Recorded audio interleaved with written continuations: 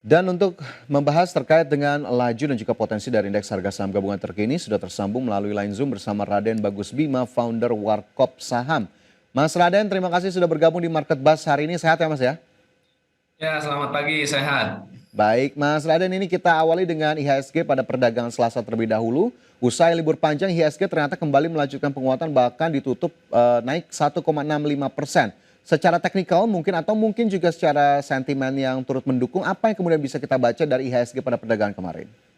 Ya, tentunya paling tidak ada dua hal besar ya yang bisa kita cermati. Kalau secara teknikal kita tahu ya bahwa sebelum kita masuk di hari Selasa kemarin, ya di minggu sebelumnya kita mengalami koreksi beberapa hari, termasuk juga saham-saham perbankan, ya BBCA, BBRI semuanya rata-rata terkoreksi semua. Nah, kalau kita lihat kemarin penguatannya memang didukung oleh technical rebound dari saham-saham yang berkapitalisasi besar. Jadi beberapa saham tersebut mengalami technical rebound sehingga mendorong kenaikan IHSG. Lalu yang kedua tentu saja perundingan ya yang saat ini masih berjalan antara Amerika dan juga Cina yang saat ini pasar sepertinya melihat akan ada hal positif gitu dari perundingan ini sehingga ada penguatan dari IHSG kita. Oke, jadi memang cukup banyak kemudian yang mendukung bagaimana kemudian penguatan dari indeks harga saham gabungan. Tapi dari saya mungkin mengutip sedikit sentimen globalnya sendiri kemarin memang sepertinya Wall Street, bursa Eropa, kemudian Asia Pasifik juga turut mencermati bagaimana kemudian perundingan dagang yang terjadi antara Amerika Serikat dan China. Ini sepertinya akan kembali mendorong pasar di hari ini atau tidak Mas Raden? Atau ya sudah berhenti sampai kemarin saja?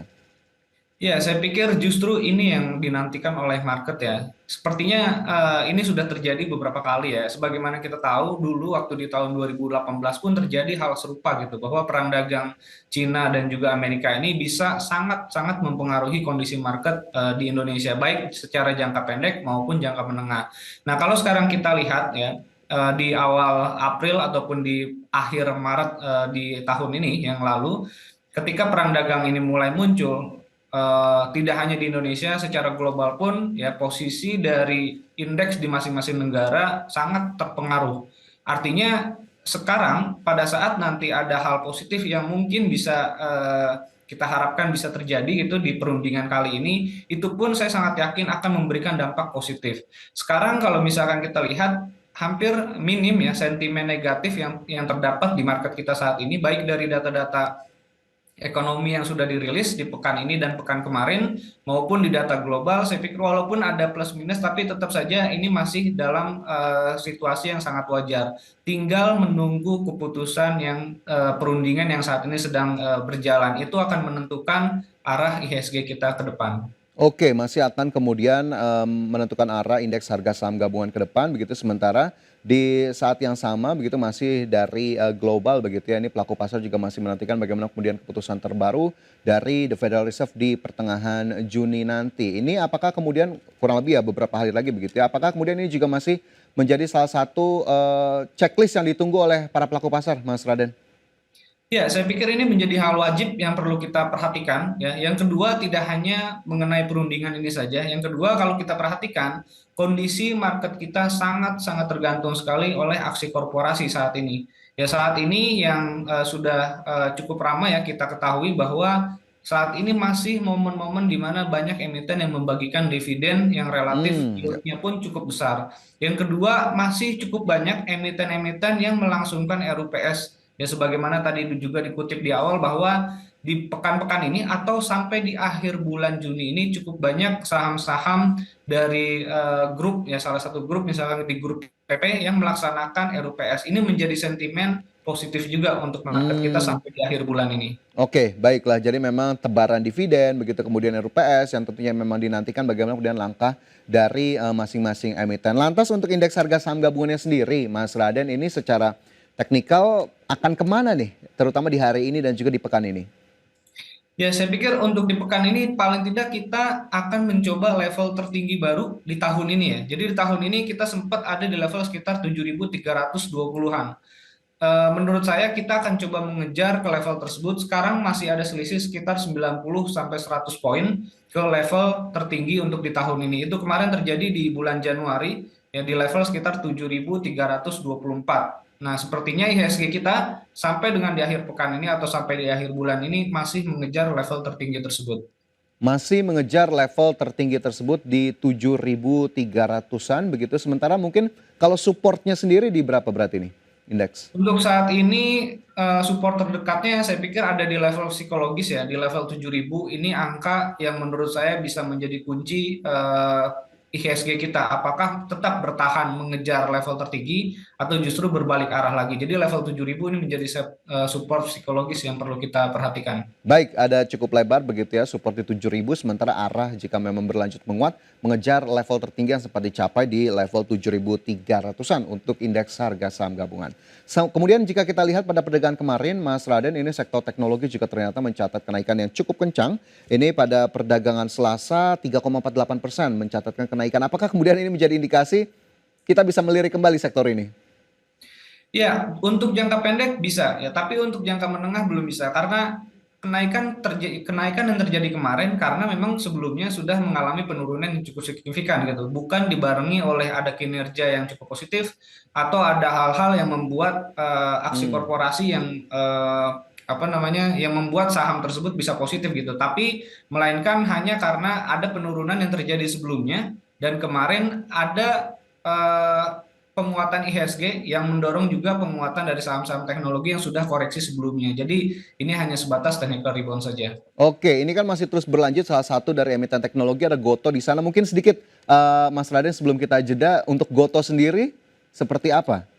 Ya, saya pikir Goto di harga 66 saat ini sudah menjadi resisten yang cukup kuat ya secara harian. Jadi untuk investor, ya untuk pemirsa yang semuanya memiliki saham Goto yang memang dikhususkan untuk trading jangka pendek atau untuk harian, saya pikir level 66, 67 ini sudah di level resisten harian. Jadi bisa dilakukan sell on strength terlebih dahulu, mengingat trennya pun saat ini sudah menurun sejak awal Mei kemarin, sehingga peluang untuk turun saat ini masih jauh lebih besar kecuali nanti ada katalis atau nanti ada penguatan volume sehingga ada level breakout kembali. Nah, nanti akan ada perubahan tren kalau seandainya nanti berhasil breakout. Saat ini saya masih menyarankan untuk sell on strength terlebih dahulu. Sell on strength potensi pelemahan masih terlihat cukup besar. Tadi levelnya 66, 67 begitu ya, bisa diperhatikan. Baik itu untuk salah satu emiten yang big caps-nya begitu ya dari sektor teknologi. Pemirsa juga Anda memang memperhatikan. Tapi sekali lagi keputusan investasi kami kembalikan kepada Anda. Mas Raden, masih ada satu segmen lagi nanti akan kita ulas, terutama saham-saham pilihan apa sih yang memang cukup menarik diperhatikan. Tapi nanti pemirsa tetaplah bersama kami, Market Buzz segera kembali. Terima kasih Anda masih bersama kami di Market Buzz dan kembali kita lanjutkan ulasan kita di hari ini bersama Raden Bagus Bima, founder Warkop Saham. Mas Bima ataupun Mas Raden begitu ya, ini bagaimana kemudian kita lihat dari indeks harga saham gabungan yang memang sudah kita nantikan posisi openingnya, ini terlihat sih di pre-openingnya sudah agak-agak menghijau. Tapi nanti kita bahas lebih lanjut. Saya ingin ke Antam terlebih dahulu yang kemarin dalam tanda kutip sempat terkena hukuman imbas isu dari anak usaha tidak langsungnya yang memang beroperasi terkait pertambangan nikel di Raja Ampat. Nah, Antam ini sendiri apakah kemudian masih akan terkena sentimen negatif ini dalam beberapa hari ke depan atau justru ya hanya sesaat atau hanya kemarin saja, Mas Raden? Ya, saya pikir ini informasi yang sifatnya untuk jangka pendek ya. Memang market kita ini sangat sensitif sekali ya terhadap berita, tapi ketika kemarin sudah berangsur-angsur dikonfirmasi oleh kementerian, sehingga memang sebenarnya PT GAG ini kan salah satu yang sebenarnya tidak dicabut gitu izinnya, dan justru sudah memenuhi AMDAL dan juga kriteria yang sudah berbeda gitu ya dengan beberapa perusahaan lainnya yang ada 4 yang dicabut itu sangat berbeda gitu dengan GAG. Walaupun terdampak, saya pikir ini hanya untuk jangka pendek saja. Dan hari ini pun kemarin ya, Antam itu hanya tertahan di level support yang menurut saya cukup kuat ya, sehingga sentimen laporan keuangan ya saya pikir ini jauh lebih positif mendukung untuk kenaikan Antam saat ini. Jadi seandainya nanti Antam pun terkoreksi lagi, saya pikir ini justru bisa menjadi kesempatan kita untuk mengakumulasi pembelian karena ada perbaikan laporan keuangan yang kemungkinan sampai kuartal 2 ini pun masih sangat positif gitu untuk Antam. Oke, masih ada kemungkinan untuk kemudian cukup positif dari laporan keuangan, ya, akumulasi juga bisa dilakukan. Mungkin levelnya sekali lagi Mas Raden yang bisa diperhatikan oleh para pemirsa untuk Antam. Ya, saya pikir untuk level Antam pembelian bisa di harga 3.200 sampai level 3.300. Ya, ini level yang menurut saya cukup wajar kita bisa akumulasi dengan target penguatan di level tahun ini sudah mengalami all time high ya, kemarin di 3.660. Ya, saya pikir kita bisa mengakumulasi Antam dengan target yang paling terdekat bisa menyentuh level tertinggi yang sudah terbentuk dari awal Juni kemarin, yaitu di level 3.660. Kurang lebih peluangnya sekitar 10 sampai 11% ya dari harga saat ini. Oke, 10 hingga 11% peluangnya dari level harga saat ini. Kemarin Antam tertahan di level 3.260. Pemirsa, jika Anda memperhatikan saham Antam, silakan saja dicatat tapi disclaimer on sekali lagi. Baik, dari Antam saya ingin melihat terlebih dahulu ataupun komentarnya Mas Raden soal pembukaan IHSG di hari ini. Ternyata memerah tadi, sempat di pre-opening sempat menghijau, tapi saat ini di 9:03 melemah 0,35% ke level 7.202, 7.203, tidak terlalu jauh. Nah, ini apa yang kemudian bisa kita cermati dari level pembukaan hari ini? Ya, saya pikir ini hal yang wajar ya. Setelah kemarin menguat 1,6%, bahkan ini tidak juga terjadi di market Asia yang lain gitu. Jadi ini suatu respon yang cukup wajar posisi IHSG kita, karena memang di last minute market kita kemarin juga ada penguatan tarikan yang cukup lumayan tinggi ya di last minute closing kemarin, sehingga pagi hari ini ada penyesuaian. Saya pikir ini masih hal yang wajar. Beberapa saham juga terkoreksi masih cukup wajar saya perhatikan. Jadi koreksi yang terjadi di hari ini untuk jangka pendek masih cukup oke, masih bisa Hmm. kita masukkan sebagai watchlist ya untuk saham-saham yang memang kita ingin lakukan pembelian. Ini masih bisa diakumulasi pembelian, masih dengan target di level tertinggi di tahun ini sekitar 7.320 untuk IHSG. Baik, masih terkait ataupun dekat dengan level tertinggi saat ini 7.300, koreksinya sepertinya masih cukup wajar, cukup sehat mengingat kemarin berturut-turut begitu IHSG menguat lebih dari 1%. Itu tadi terkait dengan analisis posisi pembukaan di pagi hari ini. Kita akan beralih ke saham-saham apa saja yang kemudian dapat dilirik begitu ya oleh para pemirsa IDX Channel di hari ini, dan kami sudah terima informasinya. Ada 4 saham begitu ya, ini direkomendasikan oleh Mas Raden di hari ini, dapat kita cermati bersama pemirsa. Saham-sahamnya apa saja?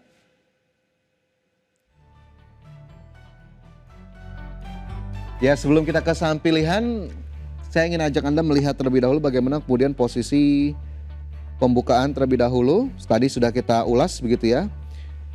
Dari opening ini melemah terlihat begitu ya, bergerak di level 7.200-an. Sementara jika kita lihat secara sektoral, ini ada sektor teknologi yang kembali menguat naik 1,13%, sementara sektor keuangan ini terpantau justru melemah 0,17%. Dari top gainers ada Antam, ini ternyata membalikan arah naik 3,07%, MBMA, PSAB, Dewa, TMPO, MDKA, MYOR, BKSL dan DKFT. Sementara dari sisi losers ada Telkom yang ternyata turun cukup kencang 5,5%, kemudian juga ada Samcuan, BRPT, Toba, TPI, ini CL, MPMX, Fore, IOTF dan juga HMSP. Dan selanjutnya langsung kita cermati bersama bagaimana kemudian saham-saham pilihan pada hari ini. Ada saham-saham apa saja kah?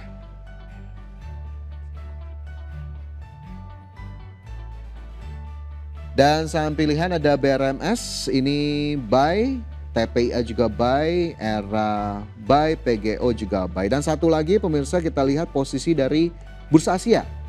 Bagaimana kemudian pada pagi hari ini? Nikkei Tokyo naik 0,31%, Straits Times terkoreksi 0,21%, sementara Kospi Korea dan Hang Seng masih kompak menguat 0,34% dan juga 0,12%.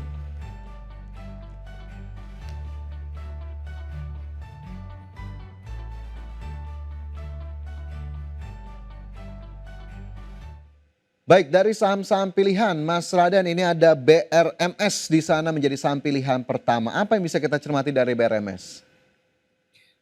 Ya, untuk saham BRMS sendiri di hari kemarin ya, di satu hari, hari Selasa kemarin cukup besar ya, terdapat akumulasi yang cukup signifikan menurut saya dari broker AK dan juga BK. Ini salah satu dua broker yang bisa mempengaruhi kondisi suatu saham ataupun di market kita juga cukup bisa memberikan pengaruh di beberapa saham. Jadi saya pikir BRMS ya beberapa hari ke depan masih memiliki potensi untuk menguat dengan target penguatan sampai di level 480 saya targetkan dengan level stop loss 414. Ini potensial penguatannya 11% berbanding dengan potensial stop lossnya tadi di 4%. Jadi risk rewardnya masih cukup terukur untuk BRMS dengan dua akumulasi broker yang cukup besar ya di hari kemarin untuk BRMS. Baik untuk BRMS begitu ya, levelnya tadi di 414, 480 ya Mas Raden ya kalau tidak salah ya. Ya, untuk targetnya 480. Target terdekat di 480 untuk BRMS, rekomendasinya buy, pemirsa bisa Anda catat. Kita bergeser ke saham pilihan kedua, ini ada TPIA yang juga mendapatkan rekomendasi buy. Dan kita lihat level-levelnya tadi seperti sudah kita cermati seperti tidak terlalu jauh, tapi TPIA sendiri mungkin bisa lebih dalam lagi Mas Raden seperti apa ini? Ya, untuk TPA sendiri, jadi di hari ini akan melaksanakan RUPS ya. Jadi bisa kita perhatikan momen selain di hari kemarin sudah menguat cukup baik ya penguatan dari TPA, hari ini pun masih berpotensi untuk menguat kembali karena tidak hanya ada momentum RUPS di TPA sendiri, tapi juga ada beberapa sentimen dari grup PP ini, saham konglomerasi ini bisa membantu untuk menguat secara beriringan gitu beberapa saham. Jadi Tepia saya masih menargetkan ya sampai di akhir pekan ini di level target 11.500 dengan posisi stop loss di level 10.000. Jadi bisa dilakukan pembelian di harga sekarang selama harganya masih di atas stop loss, TPIA masih bisa tetap kita akumulasi pembelian. Dan jangan lupa juga di akhir bulan ini ada kemungkinan ya saham CDIA atau anak usaha dari TPIA juga akan listing di Bursa Efek Indonesia sehingga ini bisa menjadi sentimen positif juga untuk TPIA. Baik itu untuk TPIA level-levelnya bisa dicermati kembali pemirsa tadi level stop loss selama masih ada di atas level stop loss sepertinya masih bisa dilakukan akumulasi untuk TPIA. Kita ke saham pilihan ketiga Mas Raden ada ERA. Nah ini ERA cukup menarik juga begitu ya menjadi salah satu saham pilihan di hari ini. Apa menjadi catatan dari ERA sejauh ini?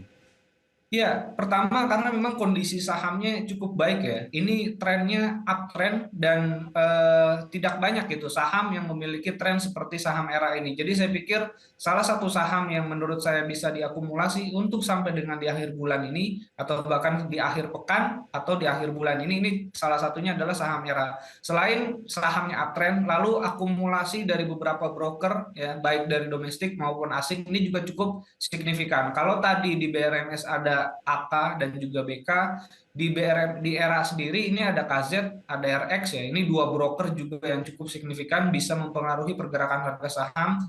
Jadi saya pikir bisa diperhatikan untuk saham era. Target saya untuk era yang terdekat itu di level 600 dengan level stop loss di 540. 540 level terdekat di 600 yang bisa menjadi target terdekat dari ERA seiring dengan tadi ramainya aktivitas broker yang juga bisa dicermati. Dari ERA kita ke PGEO. Mas Raden terakhir nih saham pilihan hari ini. Bagaimana kemudian untuk PGEO?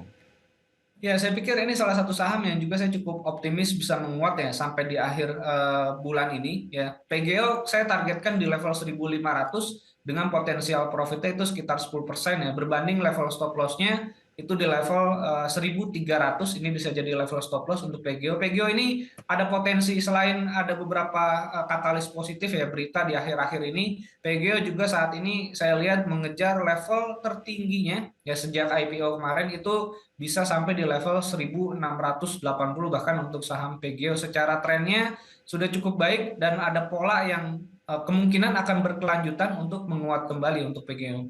Baik itu untuk PGEO menjadi saham pilihan di hari ini tapi sekali lagi disclaimer on keputusan investasi tetap kami kembalikan kepada masing-masing dari Anda.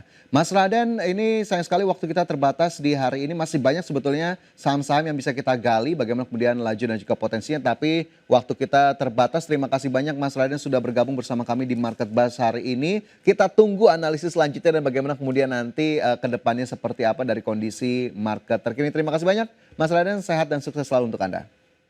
Ya, terima kasih. Selamat pagi.